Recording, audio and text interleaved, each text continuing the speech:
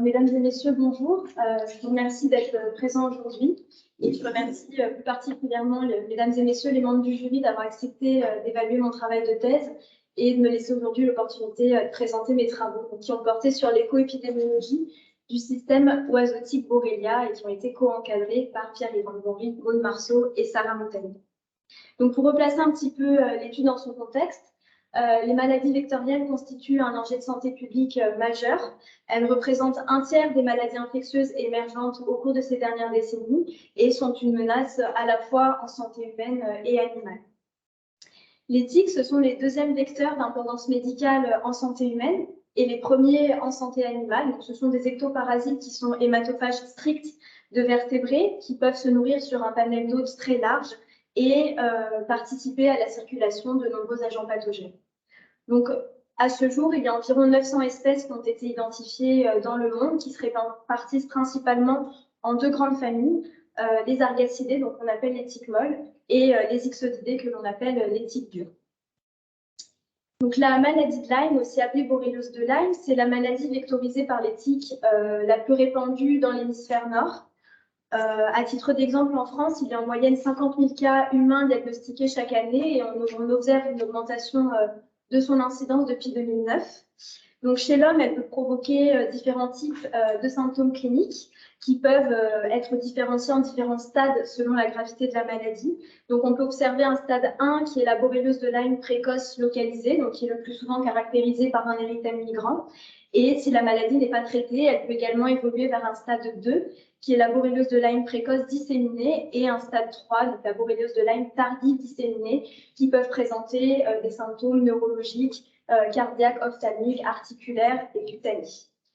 Plus rarement, elle peut également provoquer des symptômes chez d'autres espèces animales comme les chiens, les chevaux et les bovins. Donc, cette maladie est provoquée par les bactéries qui appartiennent au complexe Borrelia burgdorferi sensu-lato. Donc, il y a une vingtaine de bactéries qui ont été identifiées à ce jour, et en Europe, on observe des associations préférentielles entre espèces de bactéries et espèces d'autres réservoirs animales.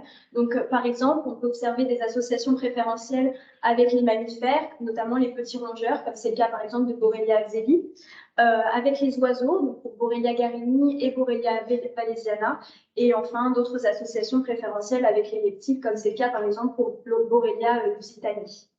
Ces bactéries sont transmises par les vecteurs, les tiques du genre Ixodes, qui peuvent se nourrir sur un panel d'hôtes large, par exemple les mammifères, les reptiles.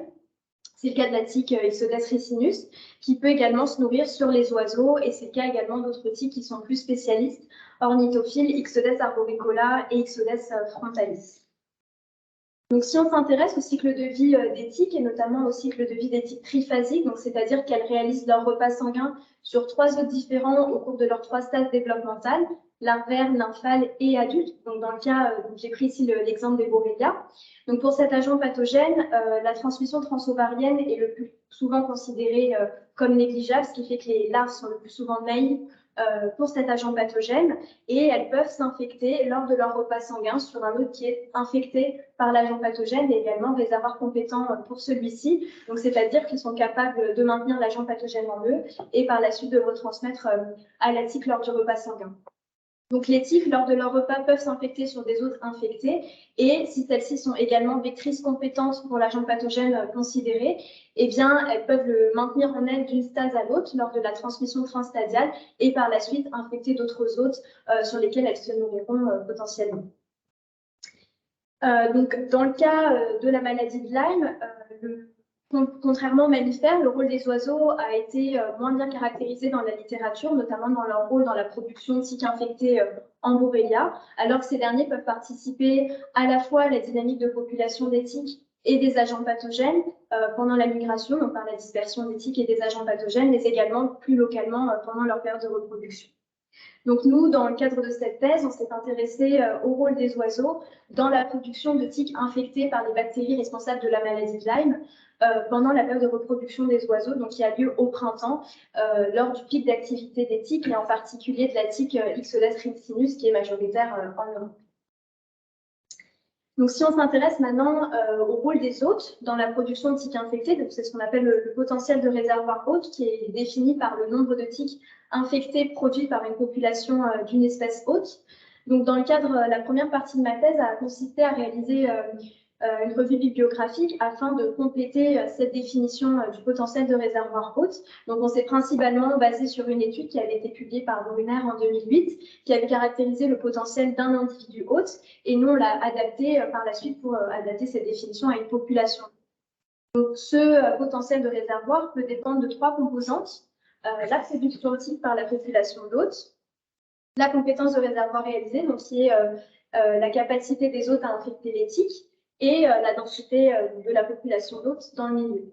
La production tique, elle, va dépendre de différents paramètres, donc notamment la charge en tique, qui est le nombre de tiques nourries par l'hôte, la probabilité que la tique réalise son repas avec succès, la probabilité que la tique mue avec succès, et ensuite la survie des tiques, donc à la fois sur l'hôte et une fois relâchée dans l'environnement.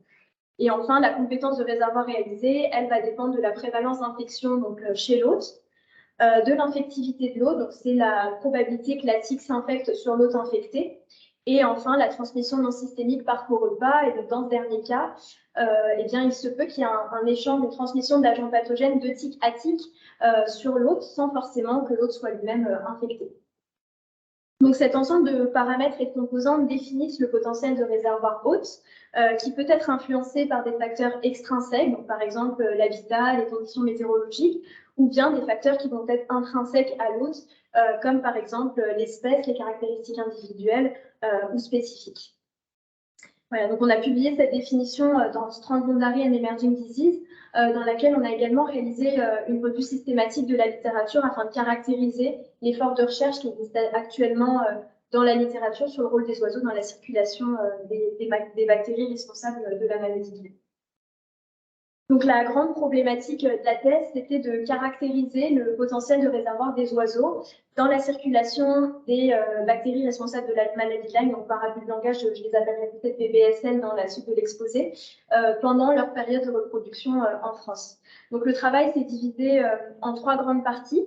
La première, c'est un travail vraiment descriptif afin de caractériser la diversité des espèces de tiques et des agents pathogènes qui sont présents ou qui circulent chez les oiseaux. Donc, on a caractérisé à la fois le paramètre de charge en tique et également la prévalence d'infection des oiseaux, donc pour les bactéries BBSL, mais également pour les autres genres d'agents pathogènes. Et par la suite, on a essayé de regarder quels facteurs pouvaient influencer la prévalence d'infection des oiseaux, donc à la fois pour les bactéries BBSL, mais également pour les autres genres d'agents pathogènes.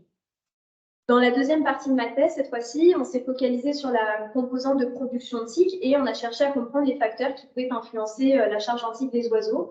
Donc, il y a plusieurs études qui avaient montré que la charge en tique des oiseaux pouvait dépendre de leur espèce et également des conditions environnementales. Et donc, nous, on s'est demandé, dans un site donné, est-ce que la charge en tique des oiseaux et donc par extrapolation leur production de tiques dans le milieu est davantage influencée par leur espèce, donc par des traits spécifiques des oiseaux qui peuvent conditionner leur exposition aux tiques, ou est-ce que c'est davantage externe aux oiseaux, et dans ce cas, c'est davantage lié à l'environnement des oiseaux. Donc, dans cette partie, on a déjà d'une part cherché à identifier la part relative de ces deux facteurs, et par la suite, regarder comment la charge en tique varie en fonction de ces facteurs. Et enfin, dans la troisième partie de ma thèse, cette fois-ci, on a cherché à caractériser une partie du potentiel de réservoir des oiseaux en considérant à la fois leur charge en tique et leur densité dans le milieu. Et donc ça, c'est quelque chose qui avait été très peu fait dans la littérature, puisque peu d'études en fait considèrent la densité des oiseaux lorsqu'elles s'intéressent à leur potentiel de réservoir pour les bactéries BBS. Donc, concernant la collecte des données dans le cadre du premier chapitre, donc pour ça, on a fait appel à un programme qui s'appelle le programme Stock Capture, donc qui est le suivi temporel des oiseaux communs par capture, qui est mis en place par le Centre de recherche sur la biologie des populations d'oiseaux, le CRBPO, donc qui dépend du Muséum national d'histoire naturelle. Et c'est un programme qui met en place un réseau de bagueurs bénévoles qui, chaque année, au printemps, pendant la période de reproduction des oiseaux, s'occupe de capturer les oiseaux afin de réaliser le suivi démographique des populations. Donc nous, on a fait appel à ce réseau de bagueurs bénévoles en 2019 et en 2020. Et on leur a demandé si c'était possible, bien, quand ils capturaient les oiseaux, de collecter les tiques sur les oiseaux et ensuite de nous les envoyer. Et on a également demandé si c'était possible également de compter les tiques sur les oiseaux. Donc, à l'issue de ça, on a reçu les tiques des oiseaux. On avait bien sûr différentes caractéristiques des oiseaux, notamment leur espèce. J'ai pu identifier morphologiquement les types pour la stase et pour l'espèce. Et ensuite, on a analysé les larves gorgées, donc qui peuvent être un indicateur du statut d'infection de l'oiseau, pour l'éventuelle présence d'agents pathogènes, et on a confirmé moléculairement l'espèce d'agents pathogènes détectés. Et il y a également une partie des larves qui ont été confirmées pour l'espèce moléculairement pour confirmer mon identification morphologique. Donc, on a obtenu les types de 1040 oiseaux appartenant à 56 espèces, donc on avait une diversité importante d'espèces aviaires, avec les plus représentées, donc étant le rouge-gorge familier, la fauvette à tête noire, le merle noir et la mésange charbonnière. Et c'est également sur ces espèces qu'on a reçu le plus de tiques, enfin, le plus de tiques avait été collecté, avec en plus l'accenteur bouché. Et donc, on avait majoritairement des nymphes et des larves, on avait très peu d'adultes. Concernant cette fois-ci les charges en tiques, donc là, cette fois-ci, les bagueurs n'ont pas pu compter les tiques à chaque fois. Donc, on a reçu les charges en tiques de 695 oiseaux appartenant à 45 espèces. Donc là, c'est vraiment des résultats qui sont préliminaires. Mais ce qu'on peut voir sur cette figure, c'est qu'on voit on a une variabilité de la charge en tiques qui dépend d'espèces aviaires, avec des espèces qui sont très chargées, comme par exemple le jet des chênes, l'accenteur bouché, le merle noir, la mésange charbonnière et la grippe musicienne. Et donc là, il faudrait réaliser davantage d'analyses et obtenir plus de charges en tiques sur cette grande diversité d'espèces pour comprendre les mécanismes qui sont derrière. Concernant cette fois-ci la diversité des espèces de tiques, donc on a détecté une diversité relativement importante avec 4 genres détectés, Ixodes, Hemaphysalis, Yaloma et Ripicéphalus, avec en grande majorité l'espèce Ixodes ricinus qui a été détectée dans un petit peu tous les sites en France. Et par la suite, on a détecté également Ixodes frontalis, Ixodes arboricola, Hemaphysalis concina et Hemaphysalis punctata. Donc, il y a certaines tiques pour lesquelles on n'a pas pu aller jusqu'à l'espèce pour l'identification, soit parce que c'était des adultes et des nains qui étaient trop abîmés pour l'identification morphologique, ou bien la confirmation moléculaire des larves a échoué. Donc, à partir de ces données, on a pu calculer la prévalence d'infection des oiseaux, donc comme étant le nombre d'oiseaux avec au moins une larve infectée sur le nombre total d'oiseaux, donc pour chaque espèce aviaire et pour chaque genre d'agent pathogène détecté. Donc, on a détecté 5 genres d'agents pathogènes, le genre Borrelia, donc, que j'ai divisé sur cette figure entre les bactéries BBSL responsables de la maladie de Lyme et les bactéries Borrelia miyamotoi qui sont responsables de fièvre récurrente. Et donc, ce qu'on peut voir, c'est que la prévalence d'infection des oiseaux était supérieure donc, pour les bactéries BBSL, suivies de Rickettsia, Anaplasma, le parasite Babesia et ensuite Ehrlichia et Borrelia miyamotoi. Si on s'intéresse un peu plus en détail aux bactéries BBSL, donc cette fois-ci, la prévalence d'infection des oiseaux était supérieure pour Borrelia garini, suivie de Borrelia valesiana, Borrelia turdi, Borrelia burgdorferi sensu stricto et Borrelia absenti. Donc, à partir de ces données, on a cherché à savoir s'il existait une structuration de la prévalence d'infection pour tous les genres d'agents pathogènes confondus, déjà d'une part en fonction du genre de l'agent pathogène. Donc, pour mener les analyses, on a choisi pour référence les bactéries BBSL, puisque c'était l'agent pathogène pour lesquels on avait le plus d'oiseaux collectés. Et on a montré que la prévalence d'infection pour les bactéries BBSL était significativement supérieure à celle d'Anaplasma, Babesia, Ehrlichia et Borrelia miyamotoi.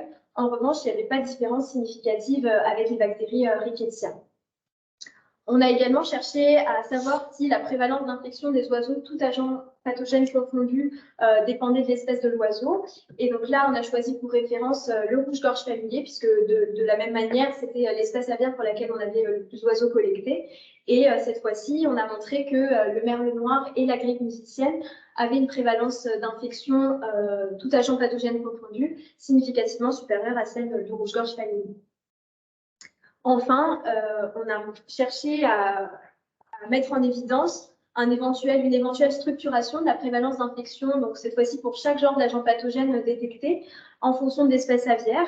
Et donc on a montré que la prévalence d'infection pour le merle noir, du merle noir, de la grippe musicienne, du troglodyte mignon et du pipi des arbres était pour Borrelia était significativement supérieure à celle du rouge-gorge.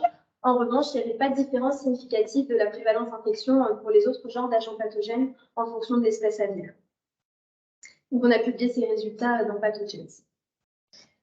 Donc, en discussion, donc ce premier chapitre de thèse nous a permis de montrer que les oiseaux, pendant leur période de reproduction, sont capables de nourrir une diversité relativement importante de tiques, avec en grande majorité le genre Ixodes, et en particulier l'espèce Ixodes ricinus, donc qui est une espèce généraliste qui présente notamment un pic de son activité pour ses 3 stades de développement au printemps, donc pendant la période de reproduction des oiseaux. Et c'est la tique qui est détectée majoritairement en Europe dans les études. On a également retrouvé 2 autres tiques ornithophiles, Ixodes frontalis et Ixodes arboricola, qui pour certaines de leurs stades présentent également un pic d'activité au printemps. Concernant le genre Hemaphysalis, cette fois-ci, on a détecté donc Hemaphysalis pancina et Hemaphysalis punctata en plus petite proportion. Et donc ça peut s'expliquer notamment puisque certaines de leurs stades ont des préférences trophiques qui sont plus portées sur les mammifères. Concernant maintenant la diversité des espèces d'agents pathogènes, c'est une diversité importante avec 5 genres et au moins 13 espèces. Et concernant le genre Borrelia, les oiseaux portaient des tiques majoritairement infectés en Borrelia garini et en Borrelia walesiana. Donc ça, c'est un résultat qui était plutôt attendu puisque ces 2 espèces sont connues pour avoir pour hôte réservoir les oiseaux, comme c'est le cas également de Borrelia turdi. Et on a également détecté donc 2 autres espèces, Borrelia axeli et Borrelia burgdorferi sensu stricto, qui sont connues pour être associées aux mammifères, et notamment aux rongeurs. Et donc là, il y a plusieurs hypothèses qui peuvent expliquer ce résultat. Soit ça peut être le résultat d'un événement de co-repas entre une tique infectée et une larve qui est sur l'oiseau. C'est possible également que ce soit dû à de la transmission transovarienne, puisque bien qu'elle soit négligeable pour les bactéries Borrelia, elles peuvent quand même se produire. Ou alors ça peut également être la trace d'un reste de repas interrompu. On a également montré donc, que ces 4 espèces avaient une prévalence en Borrelia supérieure à celle des autres oiseaux, et donc on peut se demander qu'en est-il de leurs compétences de réservoir réalisées et de leur capacité à infecter les tiques. Donc, dans ce chapitre, on a montré que les oiseaux étaient capables de nourrir différentes espèces de tiques pendant la période de reproduction. Et donc, dans le deuxième chapitre, cette fois-ci, on s'est focalisé à la composante de production tique en essayant de comprendre les facteurs qui peuvent influencer la charge en tique des oiseaux.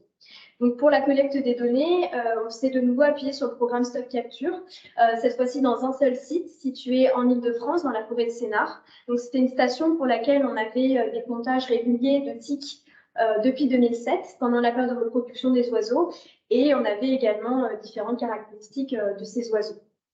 Donc, on avait les comptages de tiques de 2234 oiseaux appartenant à 13 espèces. On avait des oiseaux juvéniles, des mâles adultes, des femelles adultes, et un peu plus de la moitié des oiseaux étaient infestés, donc portaient au moins une tique, et en moyenne, les oiseaux portaient 3 tiques, et chez les oiseaux infestés, en moyenne 6 tiques. Concernant la charge en tique, donc on avait une variabilité de la charge en tique en fonction des espèces, avec des espèces qui étaient très chargées en tique et d'autres beaucoup moins. Enfin, donc, dans cette étude, on n'a pas pu collecter les tiques, ce qui fait qu'on n'a pas pu les identifier ni pour l'espèce ni pour la stase. En revanche, il y a une autre étude qui avait été publiée par Marceau et collaborateurs en 2012, qui avait été menée dans ce site à Sénart et qui avait montré que la majorité des tiques, même 100% des tiques collectées sur les oiseaux appartenaient à l'espèce Ixodes ricinus. Donc, on peut supposer que la suite de ces résultats s'applique à cette espèce. Donc, concernant les analyses, déjà, on a cherché à comprendre la part relative de l'espèce et des conditions environnementales que l'on a modélisées par les variations interannuelles sur la charge en tique des oiseaux. Donc, pour ça, on a calculé le coefficient de détermination, donc qui donne la part de variance de la charge en tique expliquée par l'espèce et par l'année. Et par la suite, on a cherché à comprendre comment la charge en tique varie en fonction de ces facteurs. Et donc là, on a utilisé un modèle négatif binomial à inflation de 0, qui était donc adapté à nos données, qui était à la fois surdispersé et avec un excès de 0. Et donc, qui nous donnait les résultats sur la prévalence d'infestation, donc le pourcentage d'oiseaux infestés, et l'abondance d'infestation, donc leur charge en tique, leur nombre de tiques portés par les oiseaux. Donc, concernant les résultats, déjà graphiquement, donc ici, j'ai représenté la charge en tique moyenne observée par espèce aviaire et par année. Donc, plus la charge en tique est importante et plus la case est foncée. Et donc, déjà, ce qu'on peut voir graphiquement, c'est que si on regarde toutes les espèces ensemble, on voit qu'il y a une variabilité relativement faible de la charge en tique entre années, contrairement à si on regarde toutes les années ensemble, où là, on voit qu'on a une variabilité de la charge en tique entre espèces plus importante. Donc, déjà, graphiquement, ça nous donne une première réponse à notre question, à savoir que ça laisse supposer que dans ce site-là, avec cette communauté d'espèces aviaires donnée, la charge antique des oiseaux serait davantage influencée par l'espèce que par les variations interannuelles. Et donc ça a été confirmé par le coefficient de détermination.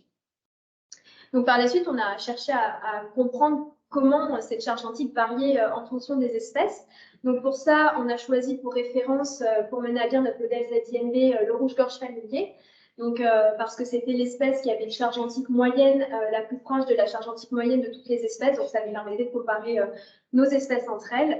Et donc on a montré qu'il y avait certaines espèces qui avaient une prévalence d'infestation significativement inférieure à celle du rouge-gorge, comme la fauvette à tête noire et la mésange charbonnière, et d'autres qui avaient cette fois-ci non plus une prévalence d'infestation, mais une abondance d'infestation supérieure à celle du rouge-gorge. C'était le cas par exemple du merle noir et de la grippe musicienne, et enfin d'autres qui avaient une abondance d'infestation inférieure, comme par exemple la mésange bleue. Donc, en discussion de cette partie, donc cette étude nous a permis de montrer que dans ce site, avec cette communauté d'espèces aviaires données, la charge antique des oiseaux semble être davantage influencée par l'espèce que par les variations interannuelles, donc qui laisserait supposer que par extrapolation, la production antique par les oiseaux dépendrait davantage de la composition spécifique de la communauté aviaire que les variations, les conditions environnementales. Donc cette variabilité de la charge antique par espèce aviaire peut être expliquée par différents traits spécifiques des oiseaux, comme par exemple la masse moyenne de l'espèce aviaire, avec les oiseaux les plus lourds qui sont les plus infestés. Donc une des hypothèses, c'est que les oiseaux les plus lourds sont également les plus grands et exposent une surface corporelle otique plus importante. Et ça peut donc être également expliqué par la hauteur moyenne d'alimentation, avec les espèces qui se nourrissent dans les strates basses de la végétation les plus infestées, puisqu'elles sont davantage au contact des tiques.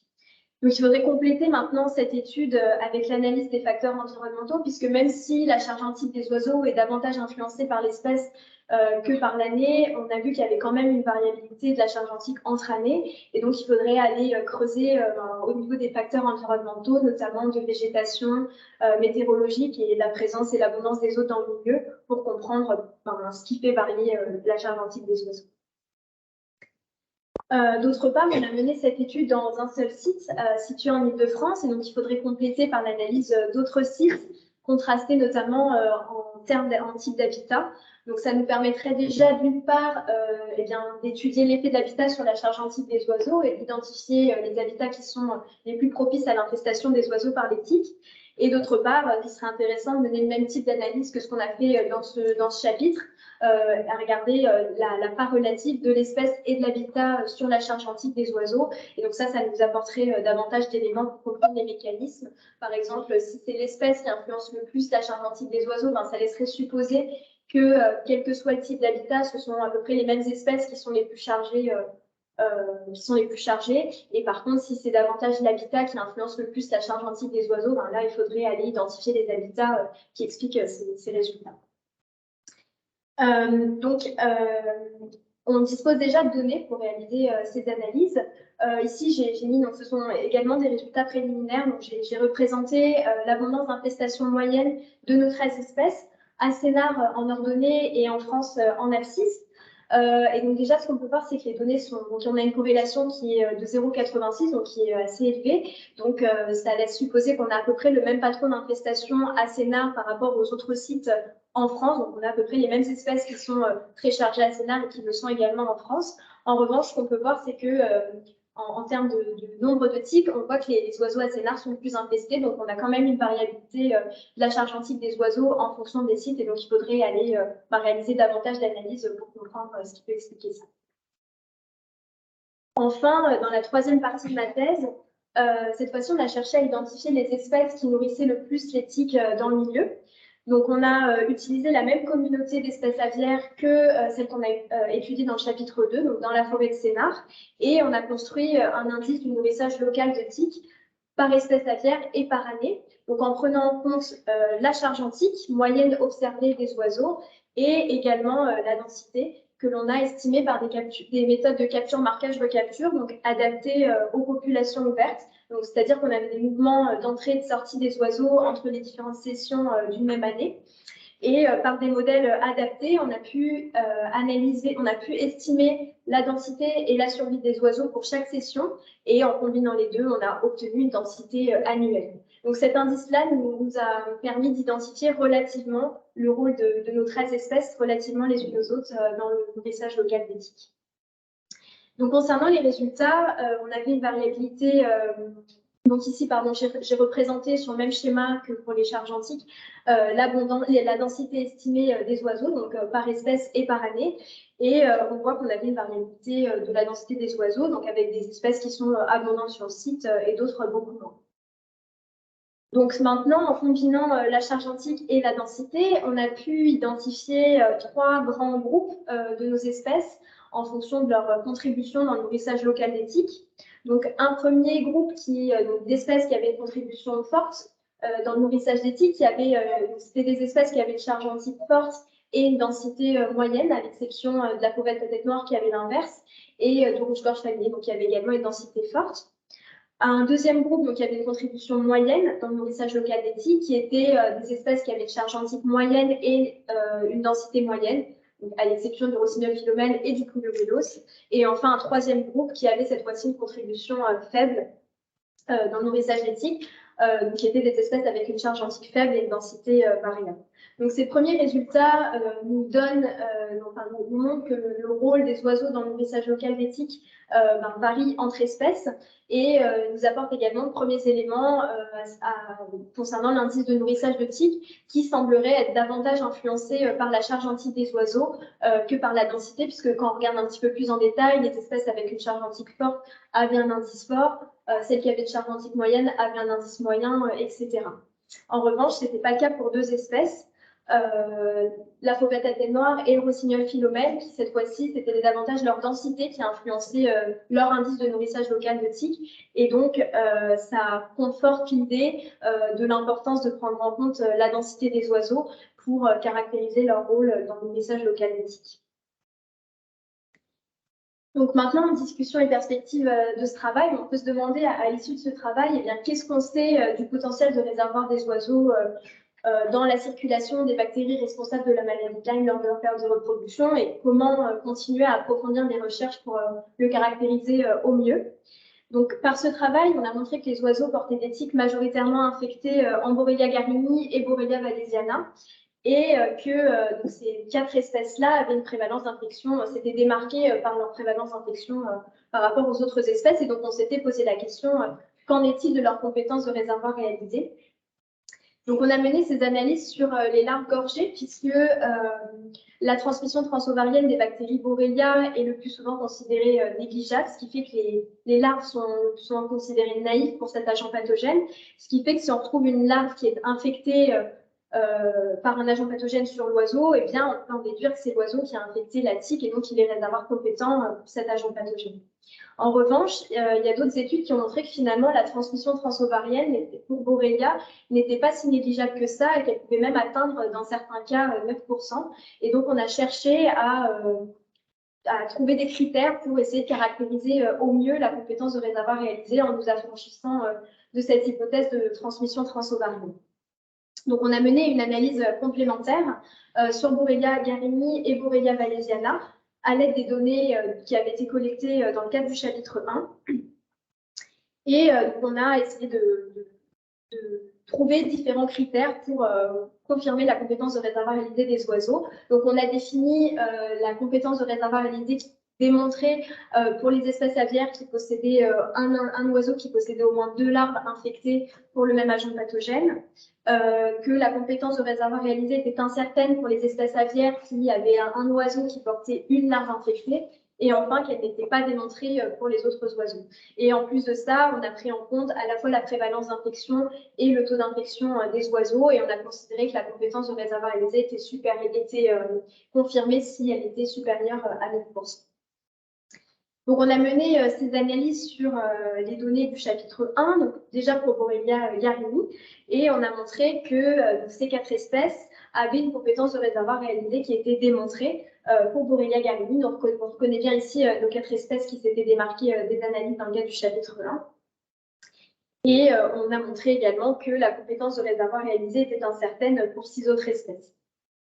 Concernant cette fois-ci Borrelia valesiana, on a montré que la compétence de réservoir réalisé était démontrée pour la grippe musicienne et le merle noir, et qu'elle était incertaine pour le pipil des arbres et le troglodyte mignon.